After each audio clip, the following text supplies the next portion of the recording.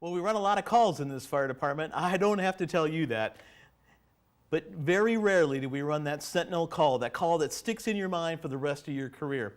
Well, 2A had that awesome responsibility. Captain Keith Murray and Travis Coates and Eric Gifford, along with Medic 1142 crew Brian Stevens and Keith Jeffrey, ran a very interesting call at the Athletic Club of Overland Park.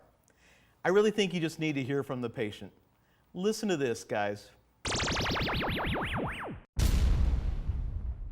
I played my 3 games of volleyball with my normal volleyball group. Had completed the games, left the court area and went out and sat in a chair to change my clothes and put on my other street shoes and basically head home, which is what I normally do. I was somewhat short of breath and kind of feeling weird and drinking water and trying to, figure out what was wrong with me. And I just started getting the heavy chest sensation where it's like someone standing on your chest, and I immediately knew something was wrong.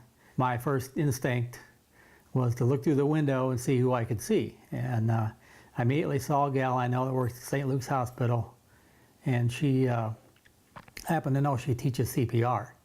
I must have went into cardiac arrest at that point, and some witnesses there from the club said I crashed into some tables and chairs face first, and which caused some of my head trauma and blackened my eyes and bruised my arm up pretty good. And the gal I saw there was the primary gal who came out and responded to me being down on the floor, and they initially thought I had passed out for some reason, and she quickly determined that I was not breathing and had no pulse.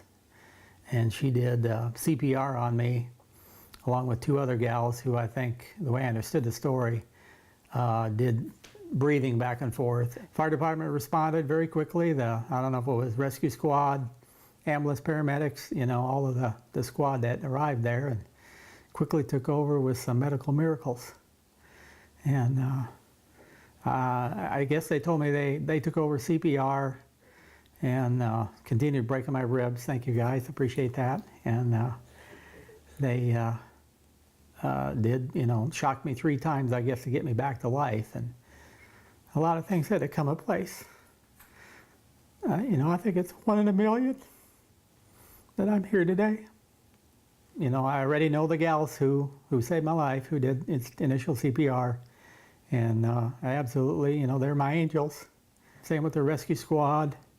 Whatever life-saving techniques they have, it's working. I'm living proof of it. Thank you.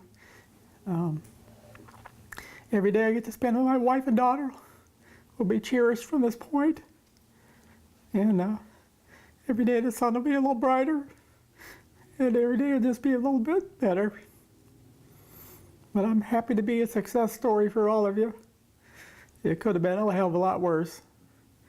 And I'm going to make all of you proud of me.